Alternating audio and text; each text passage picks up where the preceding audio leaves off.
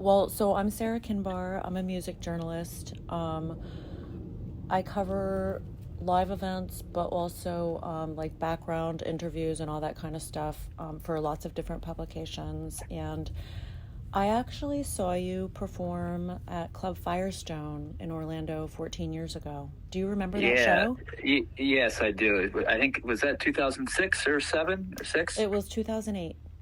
8, okay. Yeah. I remember because my youngest child was just a couple months old. Okay. Yeah, no, it's funny being kind of back on the road this year and doing touring and everything. The recent run we're on, we're doing like weekend gigs. So it'll be like, a Thursday through Saturday sort of thing, go home. And I haven't done that in a while, but that's the way I used to do it back then a lot, especially because I had a day job a while, which I quit in 2007. So I think by that Club Firestone show, I was touring full time. But it's been fun this year just because it's kind of bringing me back to the feeling of, kind of the way it was back then. Obviously, the show and everything has kind of changed a bit. But yeah, no, I definitely remember that Florida run. What do you remember about the show at Club Firestone? I'm curious. So I might be conflicting the two. Was there do you happen to remember the opening person? Was there like a DJ who had like a video component to it? Shit, man, I don't remember. Club Firestone's on Orange Avenue in downtown Orlando. It's not a huge venue. Yeah. I think I'm not sure, but maybe 400 people max. Yeah, I'm pretty sure, I could be wrong, but I think that was a run with my friends, Grand Buffet, duo rap group from Pittsburgh, that we did a Florida run together. And, that was really before I even had a tour manager or anything. So it was just me and the two of them in a car driving through Florida. And at the first show, we met some fans who then kind of traveled with us and went show to show. And I remember just kind of having it being a fun run of just it kind of still being relatively new to me. But yeah, that run sticks out because those are some close friends of mine from Pittsburgh. And I think that was really the only time we did that together. Like we had done other tours, but in different ways, just not like the three of us in a car kind of driving through Florida. But yeah, I definitely have kind of fond memories of that. The show was amazing. I've never forgotten it. It was like my first night out doing something with friends after my daughter was born. And it was so much fun. I went with two friends from work, actually. And I'm a huge fan, I should tell you. I'm a super fan. And thank you. Appreciate that. Yeah. I mean, what's funny is, I listened to your music in the car all the time when my kids were small. And so when they were really little, were always hearing your stuff. And then there's an age of recognition that kids hit where they start to understand the words that are being said. Right. Yeah, no, I have two kids. I have a 2-year-old and a 5-year-old. So Yeah, and the 5-year-old, we listen to a lot of music around the house. But now all of a sudden she says some of the words back, Yes. And there was a time maybe a year ago when that wasn't happening and the language didn't necessarily matter. Yeah. So I remember being cognizant of it and then disappointed because I wasn't going to be able to play your music in the car when the kids were there anymore. And it was like a little funeral in my brain. I had to let it go. Of course, I kept listening. And what's funny is some of the mashups that you've done have been constant reference points in my life all through. And I play your music for other people all the time. And there is something very special about what you do. And so, mashing up the monster hits from rock and hip hop is so much fun. Oh my God, it's so much fun. And I remember reading, were you studying a science or math major in college initially? Yeah, so I got a degree in biomedical engineering, and then I had a job basically from 2004 to the summer of 2007. So I was working in engineering, and Night Ripper, which came out in 2006. That was my third album as Girl Talk. So I had been doing tour, just underground stuff, and just and I was in bands and stuff in high school like that. So it's always something I kind of did on the side.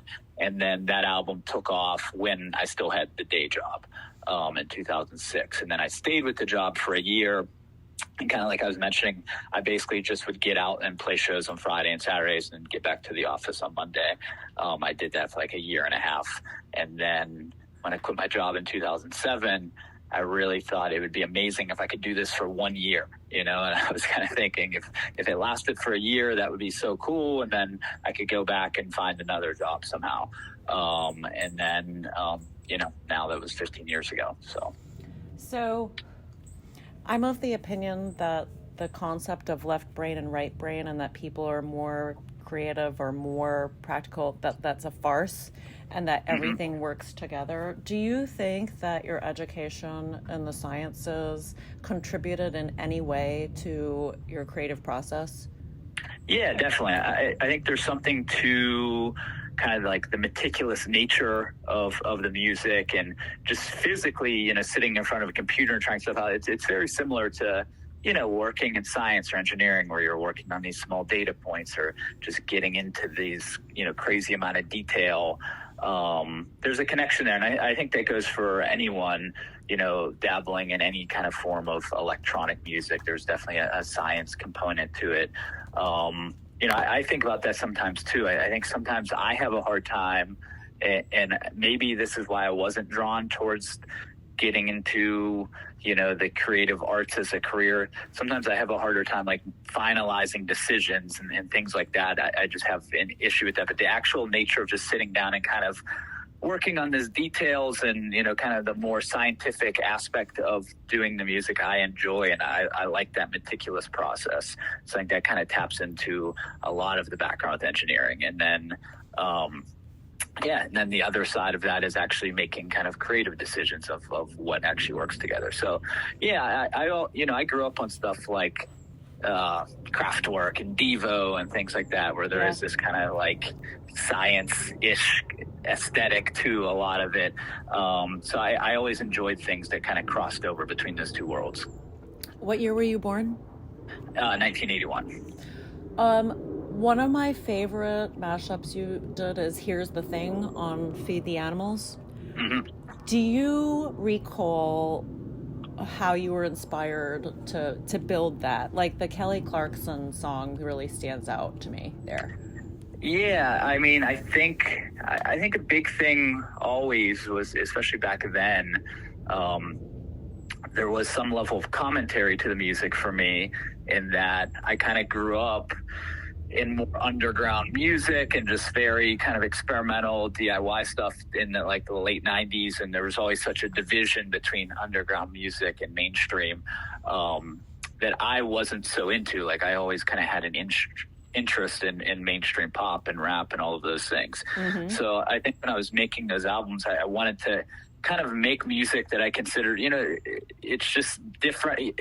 I don't know how to describe it, but I wanted to kind of break down those walls and put all of those things together. So especially, at this point, you kind of look back, and that Kelly Clarkson song to me is just an all-time classic, a great pop song. Yes. But at the time, it's like, I don't know if it was, in 2008, if it would have been like, in the underground, if it'd been like a cool thing to put or sample, but that was kind of part of it. I wanted to sample things from the underground, things from the mainstream, just all over, and just really, like I was saying, kind of break down those walls. So, but yeah, that's just, to me, just looking back, it's an iconic song. And, it was funny, I was talking about with the crew that I tour with, it is probably like sampling that has been one of my most played things over the years. It was like I started kind of playing it live back then, and it's one of those things where I'm constantly changing and the set's evolving, but that's one that kind of generally stays in there. Yeah. And I just feel like for my fan base who comes out to the shows, and I meet people at the shows now who are at their first Girl Talk show, and I meet people who have been to, a dozen of them. And I feel like they're kind of waiting for that moment. It's always like a big moment if I choose to kind of do the Kelly Clarkson thing, but it's definitely become a staple of the show and definitely a big part of that album. Are we going to hear that when you're in Orlando? Most likely. I mean, I can't promise. Like I said, it's like, when I do the sets, it's like kind of highly composed in advance. Like I trigger every sample live by hand, but it's something where it's like I have an idea of what I want to go through beforehand. So it's something I go over and rehearse, but it does change night to night, and there is variabilities, and some nights things get skipped or changed over or this or that. But it's frequently in the set. What made you put together I wish that I had Jesse's Girl, but I'd rather get some head? A lot of the times it's not, something where it's almost like it's very trial and error. So I'm sitting there, I'm trying out hundreds of different samples. So it's not like I hear Jesse's Girl or I hear the 3-6 Mafia song and I'm like, oh, I need to, subvert this or do this or that with it. It's really like trying out these different combinations and what just sounds natural in a way. And I think it's always a good sign when you make something and then all of a sudden you kind of can't hear the original anymore in your head. It just kind of clicks so well that it just seems like, oh, this was like such a natural fit. It almost seems like it was meant to be this way. So I feel like in that case, that's one of those things where, there was no premeditated vision of what that would be. And then it's like I'm trying out different ideas and those two things land on top of each other. And it's like, oh, this should exist and I need to share this. It's very playful and it inspires joy. All your music does. And I think that you can't help but get happy when listening to your music. And I'm curious, so you obviously have gotten very invested in the hip hop community over the past decade. Talk a little bit about what's been happening there. Yeah, I mean, after my album All Day in 2010, I was kind of thinking about what I wanted to do next. And, I'm constantly making new mashups and stuff kind of like those albums for shows. And to this day, I've been doing it. I kind of had the idea that I had a one-off song with the rapper Jim Jones from Dipset in 2011, and I got in the studio with him. It was kind of for a media thing with Pitchfork.com, basically them like arranging like producers and artists kind of doing collaborations. It was the first time I did that, and it was really fun, and it was kind of an extension of what I normally do anyway, because I think on those albums, to me, it's basically like me producing. It's me making beats for other people. It's kind of what it is.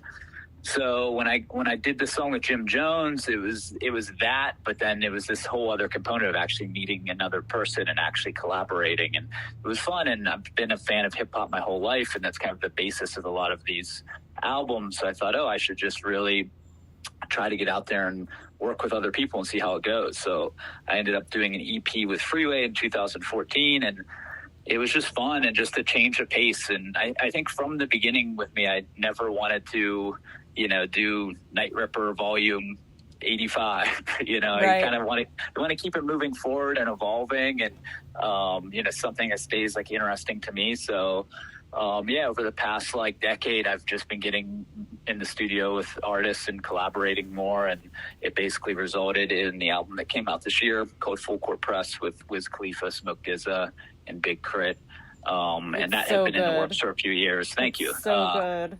So yeah, and all of that, it's like, I know that's kind of like a little change of pace compared to those other albums, but that's kind of a point of pride to me that it doesn't sound like those, but to me it's still connected in that there's all sample-based music and extension. And when I make albums like that, I want them to be things that I would sample on one of my older albums. So, it'd be like, I want to make, and I'm a fan of these artists, so I just want to make projects with them that I would love. And, as a fan of these guys. So as far as publishing your mashups, how much complexity is there in getting permissions? So with the recent production stuff, since I'm dealing with other artists, usually we kind of have to do the more traditional route of actually clearing the samples and doing all of that, because it's just, you're dealing with other artists with their management labels and all that. People kind of want to do that in a traditional way. With my older work, we did not clear anything. And it was something that, the label that put it out is called Illegal Art, and they specialize in kind of sample-based music that doesn't clear the samples. And, with all of that material, we believe that it should qualify under fair use in United States copyright law. That would, you can sample without asking for permission if it hits certain qualifications, like if it's not competing with the original source material on sales, or if it has some component to it, whether it's educational or parody, or there's kind of a series of reasons why you would be allowed to sample without asking for permission. Yeah. And that's what we believe that should qualify under those, but it is in a gray area until you're legally challenged. But with those albums, we never were. And, it's the sort of thing where you kind of put them out and you hope for the best. And I think those albums were well received enough that, I truly don't believe that they were negatively impacting the sales or the money of any of the artists sampled. And if anything, I constantly hear from fans and people at shows who, got turned on to a particular artist through a sample in my music. So I think that's the more frequent case. So I think a lot of these artists didn't necessarily see an issue with what was going on. They saw it as maybe a potential way to reach a new audience. And, it's always changing and evolving, but 2022, there's still, still don't see a lot of uncleared samples on the major streaming sites, but you still do see a ton of uncleared samples on TikTok and social media. There's constant remixes and mashups. So I think it's just become more commonplace. And to this day, I can't speak for every label or artist, but I still feel like people see it in the same way, where if your song goes viral on TikTok with a sped up version or something like that, that benefits the artist to just get it out there, even if it's in some sort of transformed way. So I still think a lot of the artists and labels are looking for avenues to reach new audiences, as opposed to, having an issue with people actually remixing the source material. Would you have any advice for producers who use samples, especially producers on the come up who are not well known?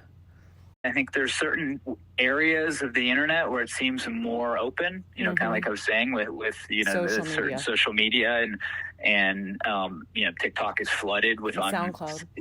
Unlicensed remixes and mashups. So I think you're pretty safe to go there. And then when it's something like a more traditional streaming service, it's kind of up to you. If you think your work should qualify under fair use and you're willing to go to court to battle that, then go for it. If not, then, you might want to, not share it in that particular context. But yeah, it's tricky. I don't think there's any easy solution or any easy advice. And like I was saying too, it just is constantly changing. So I think the landscape of how you would do that now versus 15 years ago is different. And I was fortunate that in 2006 or 2010, basically, if you had an MP3 of it, it could get out there as much as anything. You know what I mean? It didn't have to be on a streaming service controlled by a huge corporation.